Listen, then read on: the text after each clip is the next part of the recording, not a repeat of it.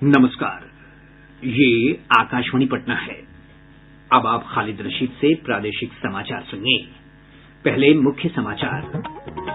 राज्य में पंचायत चुनाव 24 सितंबर से 12 दिसंबर तक 11 चरणों में होंगे मतदान। पहले चरण के लिए नामांकन करने का काम 2 सितंबर से होगा शुरू। प्रत्येक चरण के मतदान के एक दिन बाद होगी वोटों की गिनती। राज्य सरकार ने चुनाव अधिसूचना जारी होने के साथ ही पंचायतों के खाता संचालन पर लगाई रोक। राज्य में अनलॉक के दौरान दी जाने वाली छूट के बारे में आज लिया जाएगा निर्णय। और मौसम विभाग ने अगले 24 घंटों के दौरान गोपालगंज, किशनगंज, सुपौल, सीतामढ़ी, सीवान और पश्चिम चंपारण सहित 9 जिलों में भारी बारिश और वज्रपात को लेकर जारी किया अलर्ट। देश भर में 18 वर्ष से अधिक आयु वर्ग के लोगों के लिए सरकारी केंद्रों पर निःशुल्क कोविड टीकाकरण अभियान जारी है। युवाओं से आग्रह है कि कोविड से बचाव का टीका अवश्य लगवाएं और अन्य लोगों को भी इसके लिए प्रोत्साहित करें। जब तक आवश्यक न हो घर से बाहर न निकलें और 3 सरल उपायों का पालन करते रहें। मास्क लगाएं, 2 गज की सुरक्षित दूरी बनाए रखें, हाथ और मुंह साफ रखें। साथ ही कोविड से संबंधित जानकारी प्राप्त करने और मार्गदर्शन के लिए आप राष्ट्रीय हेल्पलाइन नंबर 1075 पर संपर्क कर सकते हैं। बिहार सरकार के हेल्पलाइन नंबर 104 पर भी जानकारी प्राप्त की जा सकती है। अब समाचार विस्तार से। प्रदेश में पंचायत चुनाव की अधिसूचना जारी होने के साथ ही आदर्श आचार संहिता प्रभावी हो गई है। राज्य में 2 सितंबर से नामांकन की प्रक्रिया शुरू होगी। राज्य निर्वाचन आयुक्त दीपक प्रसाद ने बताया कि पहले चरण के चुनाव को लेकर 1 सितंबर को जिला निर्वाचन पदाधिकारी, पंचायत सह जिलाधिकारी की ओर से सूचना का प्रकाशन किया जाएगा। इसके बाद नामांकन की प्रक्रिया शुरू होगी। पहले चरण में 10 जिलों के 12 प्रखंडों में मतदान होगा। कैमूर जिले के कुदरा, रोहतास के दावत और संझौली, गया के बेलागंज, खिजरसराय, नवादा जिले के गोविंदपुर, औरंगाबाद, जहानाबाद जिले के काको, अरवल जिले के सोनभद्र और बंसी, मुंगेर के तारापुर, जमुई जिले के सिकंदरा और बांका के धोरैया प्रखंड में पहले चरण में चुनाव होंगे। उन्होंने कहा कि 24 सितंबर से 12 दिसंबर तक 11 चरणों में चुनाव कराए जाएंगे। अधिकतर जिलों में 10 चरणों में चुनाव संपन्न कराया जाएगा। एक जिला में अधिकतम 10 चरण में कर रहे हैं चुनाव। एक चरण अतिरिक्त जा रहा है आयोग के लिए, इसलिए कि जो फ्लड इफेक्टेड डिस्ट्रिक्ट हैं उसका हम लोग एक चरण बाद में चुनाव कर रहे हैं। हर जिला एक साथ चुनाव में जाएंगे और एक फेज, जैसा मैंने बताया कि जो बाढ़ प्रभावित जिले हैं वो एक फेज बाद से शुरू होंगे और सभी जिलों के कुछ प्रखंड जाएंगे। प्रथम चरण 24/9/2021 की होगी। इसमें 10 जिले इन्वॉल्व होंगे और प्रखंडों की संख्या 12 होगी। मतदान केंद्रों की संख्या 2119 है और 1609 मतदान हो रहे हैं। राज्य निर्वाचन आयुक्त ने बताया कि बाढ़ प्रभावित 28 जिलों में पहले चरण के तहत मतदान नहीं होगा। पहले फेज में Kaimur, Rohtas, Gaya, Nawada, Aurangabad, Jehanabad, Arwal, these are the district जो कि आपके फर्स्ट फेज में जाएंगे। जो 10 जिले जहाँ पे कि जो बिल्कुल ही आप देखे होंगे तो सारे मोस्टली साउथ बिहार के डिस्ट्रिक्ट हैं जहाँ पे कि वो बाढ़ का नहीं। श्री प्रसाद ने बताया कि दूसरे चरण का मतदान 29 सितंबर को, तीसरे चरण का 8 अक्टूबर, चौथे चरण का 20 अक्टूबर, 5वें चरण का 24 अक्टूबर और छठे चरण का मतदान 3 नवंबर को कराया जाएगा। वहीं 7वें चरण के लिए 15 नवंबर को, 8वें चरण के लिए 24 नवंबर, 9वें चरण के लिए 29 नवंबर, 10वें चरण के लिए 8 दिसंबर तथा 11वें और अंतिम चरण के लिए 12 दिसंबर को मतदान होना है। राज्य निर्वाचन आयुक्त ने बताया कि त्रिस्तरीय पंचायत और ग्राम कचहरी के 2,55,022 पदों के लिए चुनाव होने हैं। श्री प्रसाद ने बताया कि कुल 6 करोड़ 38 लाख मतदाता अपने मताधिकार का प्रयोग करेंगे। उन्होंने बताया कि प्रत्येक चरण के मतदान के एक दिन बाद वोटों की गिनती होगी। राज्य निर्वाचन आयुक्त ने बताया कि त्रिस्तरीय पंचायत के मुखिया, पंचायत समिति सदस्य, जिला परिषद सदस्य और वार्ड सदस्य के लिए ईवीएम के माध्यम से, जबकि ग्राम कचहरी के सरपंच तथा पंच के पदों के लिए चुनाव बैलेट पेपर से होगा। ईवीएम का हम लोगों ने इस बार इंट्रोड्यूस किया है जो कि काफी हिस्टोरिक है। इंटेंस कंपटीशन रहता है पंचायत स्तर पे। जो हमारी त्रिस्तरीय पंचायत के 4 पोस्ट का हम लोग ईवीएम से चुनाव कर रहे हैं और बाकी जो 2 पोस्ट हैं पंच सरपंच के, वो हम लोग बैलेट बॉक्स से कर रहे हैं। राज्य निर्वाचन आयोग ने बताया कि पंचायत चुनाव के लिए सुरक्षा के व्यापक प्रबंध किये गये हैं। श्री प्रसाद ने बताया कि जिला पुलिस बल और बीएमपी जवानों की तैनाती होगी। वहीं नामांकन के लिए जारी निर्देश में कहा गया है कि अधिसूचना जारी होने के 7वें दिन तक प्रत्याशी नामांकन कर सकेंगे। नामांकन के समय अभ्यर्थी के साथ एक प्रस्तावक होना चाहिए। अभ्यर्थियों को एक वाहन ही ले जाने की अनुमति दी गई है।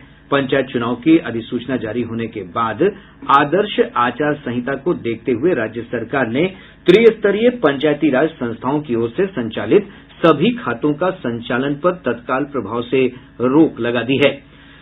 चुनाव पूरा होने तक यह रोक लागू रहेगी। चुनाव से जुड़े सभी कार्यों में कोविड से संबंधित नियमों का पालन करना अनिवार्य किया गया है। अफगानिस्तान से अब तक 228 भारतीय नागरिकों सहित कुल 626 लोगों को वापस लाया जा चुका है। अफगानिस्तान बचाओ अभियान के बारे में जानकारी देते हुए केंद्रीय मंत्री हरदीप सिंह पुरी ने कहा है कि अब तक 77 अफगान सिखों को भी वापस लाया गया है। उन्होंने इस बचाव अभियान के लिए प्रधानमंत्री नरेंद्र मोदी का आभार व्यक्त किया है। प्रदेश के सिख समुदाय ने अफगानिस्तान से लोगों को सुरक्षित निकाले जाने के लिए प्रधानमंत्री नरेंद्र मोदी का आभार व्यक्त किया है। तख्त श्री हरिमंदिर जी पटना साहिब के पूर्व वरिष्ठ उपाध्यक्ष आरएस जीत ने आकाशवाणी को बताया कि गुरु ग्रंथ साहिब जी की प्रतियां काबुल से वापस दिल्ली लाने से बिहार का सिख समुदाय बहुत खुश है। मैं आरएस जीत तख्त श्री हरिमंदिर जी पटना साहिब जी का फॉर्मर सीनियर वाइस प्रेसिडेंट बोल रहा हूं। तालिबान के कब्जे के बाद अफगानिस्तान में जिस तरह से अफरा तफरी मची हुई है, उस माहौल में श्री गुरु ग्रंथ साहिब जी का पावन स्वरूप पवित्रता के साथ भारत लाया गया। इसके लिए मैं तहे दिल से प्रधानमंत्री नरेंद्र मोदी जी का शुक्रगुजार हूं। यहाँ के सभी सिख परिवार केंद्र सरकार के इस प्रयास से बहुत खुश हैं। सिख समुदाय के लोगों को भारत लाने के लिए जो कदम उठाए जा रहे हैं वो काफी सराहनीय है। केंद्रीय खाद्य प्रसंस्करण मंत्री पशुपति कुमार पारस ने कहा है कि उत्तर बिहार में खाद्य प्रसंस्करण उद्योगों के विकास के लिए सर्वे कराया जाएगा। पटना में एक कार्यक्रम के दौरान उन्होंने केंद्रीय खाद्य प्रसंस्करण मंत्रालय के अधिकारियों को इसके लिए उत्तर बिहार में विभिन्न स्थानों को चिन्हित कर सर्वे कराने का निर्देश दिया है। मुख्यमंत्री नीतीश कुमार ने कहा है कि जातिगत जनगणना कराना देश हित में उचित उपयोगी कदम है। श्री कुमार ने आशा व्यक्त की है कि प्रधानमंत्री इस पर जरूर गंभीरतापूर्वक विचार कर निर्णय लेंगे। मुख्यमंत्री ने राज्य की 10 पार्टियों के प्रतिनिधिमंडल के साथ जातिगत जनगणना के मुद्दे पर नई दिल्ली में प्रधानमंत्री नरेंद्र मोदी से मुलाकात के बाद पटना लौटने पर संवाददाताओं से बातचीत में कहा कि जातिगत जनगणना होनी चाहिए, इसका लाभ है और यह सबके हित में है। प्रादेशिक समाचार आप आकाशवाणी पटना से सुन रहे हैं। प्रदेश में अनलॉक 6 पर निर्णय के लिए आज पटना में मुख्यमंत्री नीतीश कुमार की अध्यक्षता में एक उच्च स्तरीय बैठक होगी। बैठक में राज्य में कोरोना संक्रमण और टीकाकरण की स्थिति की भी समीक्षा की जाएगी। इससे पहले अनलॉक 5 में स्कूल और शिक्षण संस्थान को खोलने का निर्णय लिया गया था। 5वें चरण की अवधि आज समाप्त हो रही है। गौरतलब है कि 2 दिन पहले मुख्य सचिव त्रिपुरारी शरण ने अनलॉक 6 को लेकर शिक्षा, स्वास्थ्य सहित महत्वपूर्ण विभागों के अधिकारियों के साथ प्रदेश के सभी जिलाधिकारियों से सुझाव लिया था। प्रदेश में अभी भी बाढ़ प्रभावित इलाकों की स्थिति में कोई सुधार नहीं है। गंगा, कोसी, महानंदा, गंडक, बूढ़ी गंडक और अधवारा समूह की नदियों के उफान पर रहने के कारण बाढ़ की स्थिति बनी हुई है। हालांकि गंगा, सोन और पुनपुन नदी के जलस्तर में कमी आने के बाद पटना सहित दक्षिण बिहार में बाढ़ की स्थिति में धीरे धीरे सुधार हो रहा है। पश्चिम चंपारण में गंडक नदी के जलस्तर में एक बार फिर वृद्धि देखी जा रही है।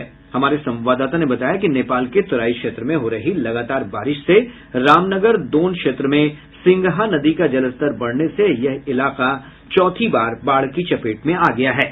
इधर शिवहर जिले में बागमती नदी के जलस्तर में उतार चढ़ाव का सिलसिला जारी है। बागमती नदी अभी खतरे के निशान से नीचे है। जिले के पिपराही प्रखंड के बेलवा के पास कटाव निरोधी कार्य विभाग द्वारा जारी है। मिथिलांचल के जिलों दरभंगा, समस्तीपुर, मुजफ्फरपुर और मधुबनी में भी स्थितियां सामान्य नहीं हुई हैं। मुंगेर, भागलपुर, कटिहार और खगड़िया जिले में बाढ़ का पानी धीरे धीरे कम होने लगा है, लेकिन लोगों की परेशानियां कम नहीं हुई हैं। जिन इलाकों से बाढ़ का पानी उतर गया है वहां महामारी का खतरा बढ़ गया है।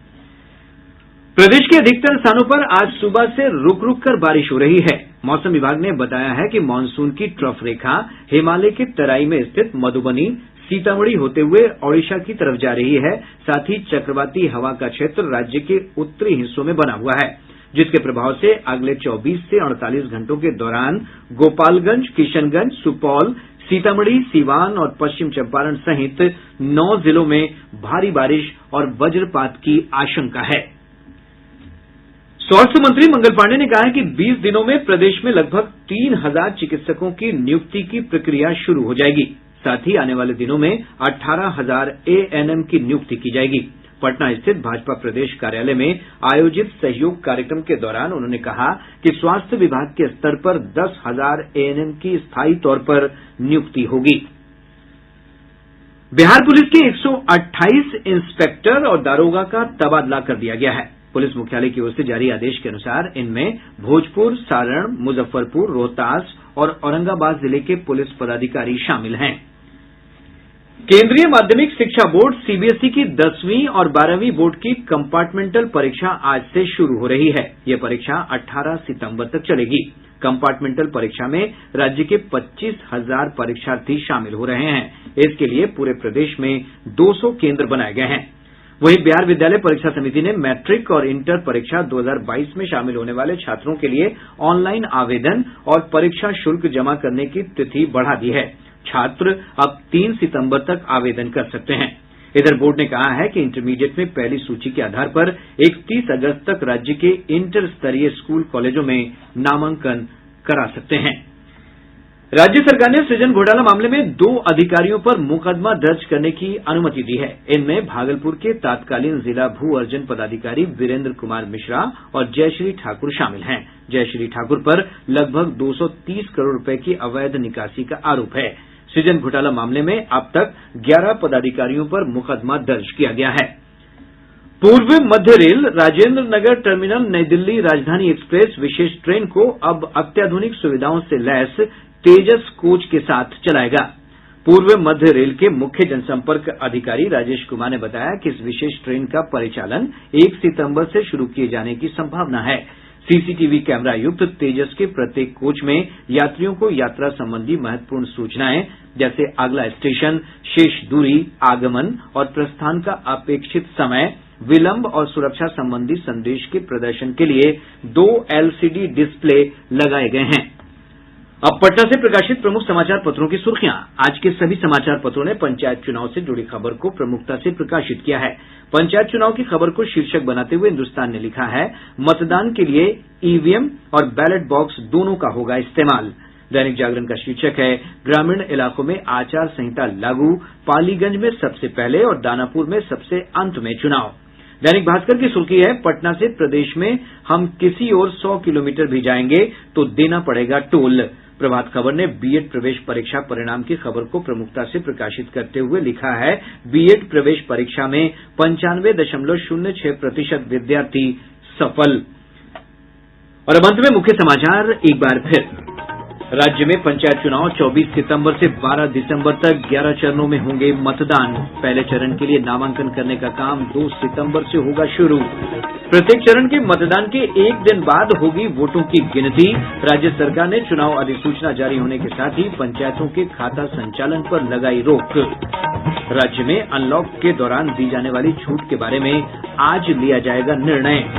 और मौसम विभाग ने अगले 24 घंटों के दौरान गोपालगंज, किशनगंज, सुपौल, सीतामढ़ी, सीवान और पश्चिम चंपारण सहित 9 जिलों में भारी बारिश और वज्रपात को लेकर जारी किया अलर्ट। इसके साथ ही आकाशवाणी पटना से प्रसारित प्रादेशिक समाचार का ये अंक समाप्त हुआ।